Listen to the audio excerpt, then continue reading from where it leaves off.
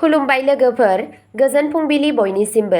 नोंथांमोनखौ dear Brahma चेनेलाव आरो फिन खेबसेबाव बयखौबो बरायनाय बावहरग्रोनाय जाबाय। आं दिनै नोंथांमोननि सिगाङाव आरोबाव माखासे सानसेनि खौरां लानानै फैबावलायबाय। आसा खालामो नोंथांमोनहा खौरांखौ खोनासंनानै मोजां मोनगोन। दिनैनि गिबि खौराङावनो दङ बिटिसि बिसायख'थि। गोजौ थाखोनि दैदेनगिरिफोरनि थाखाय मोननै बादायलायनाय। महिलारी आरो बरगयारिया मोननै गाहाय मासिफोराव मोगा-मोगि। बिटिसि बिसायख'थिया गोख्रोंसिन जाबाय मानोना साथाम मुंदांखा दैदेनगिरिफोरा मोननै बियाबनिफ्राय नमिनेशन गथायदों। आथिखालाव सीएम प्रमद बर', बिथांनि बारग' सीएम हाग्रामा महिलारी आरो दानि इएम रनजित बसुमतारी गासैबो मोननै ओनसोलाव बादायलायगासिनो दं। खुंथायाव थानाय इउपिपिएलनि दैदेनगिरि बर'आ गयबारि आरो दतमानिफ्राय बिसायख'थि गेलेदों। फारसेथिं बिपिएफनि दैदेनगिरि महिलारीया देबरगाव आरो चिरांदुवारनिफ्राय बादायलायगासिनो दं।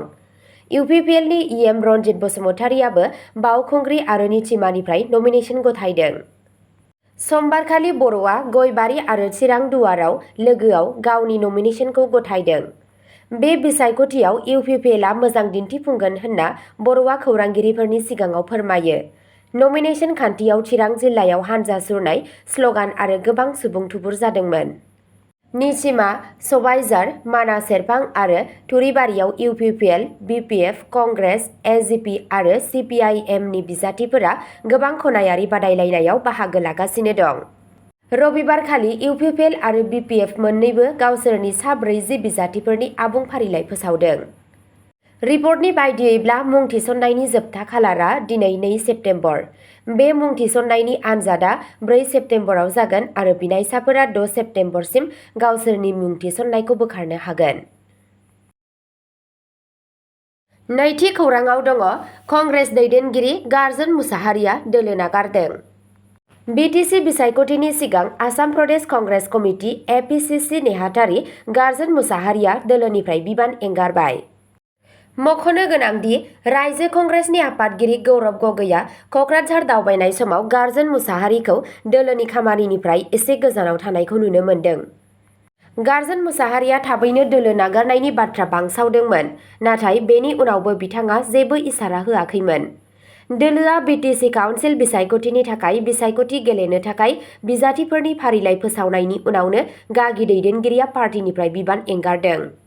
मख'जाथावदि जेसेबांनो बिटिसि काउन्सिल बिसायख'थिनि साना खाथिनिफ्राय खाथिसिन सौफैगासिनो आरो राजखान्थि दोलोफोरनि गेजेराव दोलो सोलायनायनि अनजिमाया बांनो हमदों।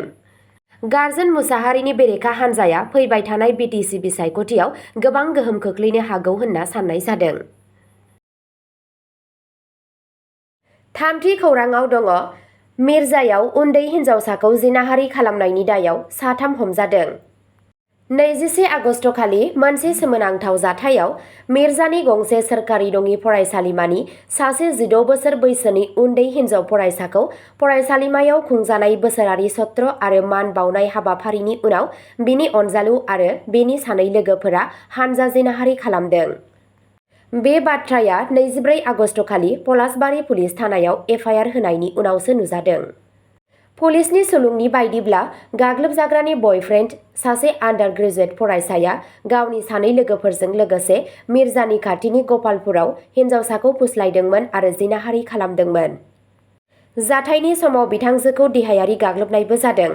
दायनिगिरिफोरनि गेजेराव सासेया मिर्जानि मोनसे गावारि फसंथाननि फरायसा होनना मिथिनो मोननाय जादों। 30 आगस्टखालि गाग्लोबजाग्रानि गुबै दायनिगिरि आरो अजद होजानाय अनजालुआबो पलासबारि पुलिस थानायाव आखाइ दैखांदोंमोन। बिथांखौ कामरुपनि गाहाय न्यायारि मेजिस्ट्रेट बिजिरसालियाव थिसननाय जादों, जाय बिथांखौ न्यायारि कास्टडियाव दैथायहरदों। बे समावनो जायगानि सुबुंफोरा फरायसा आफादफोरनि बिफावनि सायाव गोख्रों रागा जोंनाय फोरमायदों। बबेखानि दासिम रावबो फरायसा आफादा बे केसनि बेरेखायै जेबो हेंथा दिन्थिफुंनाय जायाखै।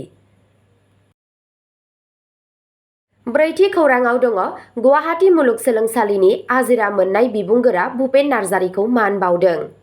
गुवाहाटी मुलुगसोलोंसालिनि बर' राव बिफाननि बिबुंगोरा भुपेन नार्जारिखौ समबाराव मुलुगसोलोंसालिनि आइएटि कनफारेन्स हलाव बिजिरसं बिफाननि बारग' फरायसाफोरा मान बावदों। बे मेलखौ उदालगुरि फरायसालिमानि बिबुंगोरा डक्टर तुलन मुसाहारिया दैदेनदों। बे थांखिखौ प्रफेसार डक्टर निजिउ नार्जारिया बेखेवना होदों। गुवाहाटी मुलुगसोलोंसालिनि रेबथुमगिरि डक्टर उत्पल शर्माया गाहाय आलासि महरै बाहागो लायो आरो गुवाहाटी मुलुगसोलोंसालिनि बिबुंगोरा डक्टर अनिल बर' आरो पद्मश्री बान्था मोनगिरिया माननि आलासि महरै बाहागो लायो। बेनि अनगायैबो गोबां मुंदांखा मेलेमजिबि बर' सुबुंफोरजों लोगोसे गुवाहाटी मुलुगसोलोंसालिनि बिबुंगोरा अनजलि दैमारि, प्रफेसार डक्टर सानफावरि ब्रह्म, बिबुंगोरा डक्टर दिगन्त नार्जारिया बाहागो लानानै प्रफेसार नार्जारिखौ बरायदों। हाबाफारिनि जोबनायाव प्रफेसार जगेन बर'आ बरायनाय जासियो। बर' सुबुंफोरनि सोलोंथाइ, हारिमु, मेलेमजिबि आरो रायजोआरि जिउनि जौगानायाव गोथौ फोथायनाय आरो बिहोमा होग्रा BODO बिजिरसंगिरिया आजिरा मोननाय प्रफेसार डक्टर नार्जारिखौ दोंसे मेथाइजों मान बावनाय जादों। बाथि खौराङाव दङ तामुलपुराव प्रमद बर'जों लोगोसे मोनब्रै बियाबनि थाखाय UPPLनि बिजाथिफोरा नमिनेशन होदों। BTCनि गाहाय मावफुंगिरि सोद्रोमा प्रमद बर', 26 नं दरंगाजुलि बियाबनि MLA, 26 नं नाग्रिजुलि बियाबनिफ्राय जलेन दैमारि आरो 25 नं सुख्लाय सेरफां बियाबनि प्रदीप नार्जारिया फैबाय थानाय BTC बिसायख'थिनि थाखाय नमिनेशन बिलाइ गथायदों। नमिनेशन गथायनाय समाव तामुलपुरनि अख्राङाव UPPL दोलोनि बायदि बायदि स्लगानजों बुंफबदोंमोन। दोलोनि मावथिफोरा प्रमद बर' जिन्दाबाद, UPPL जिन्दाबाद, जै बर' हारिनि, जै जलेन दैमारिनि जै बायदि स्लगान होदों। बेनि अनगायैबो UPPL दोलोनि रोजा रोजा दैदेनगिरि मावथिफोराबो रायजो राजानि मददजों हानजा सुरनाय हाबाफारि लायो। बे रेलिनि समाव बिथांमोनहा गावसोरनि नमिनेशन बिलाइखौ दाखिल खालामदों। दथि खौराङाव दङ आसाम PGT बिजाथिफोरा सोरखारखौ थाबथानानै थानाय थिसनथाइ बिलाइफोरखौ फोसावनो थाखाय खावलायगासिनो दं।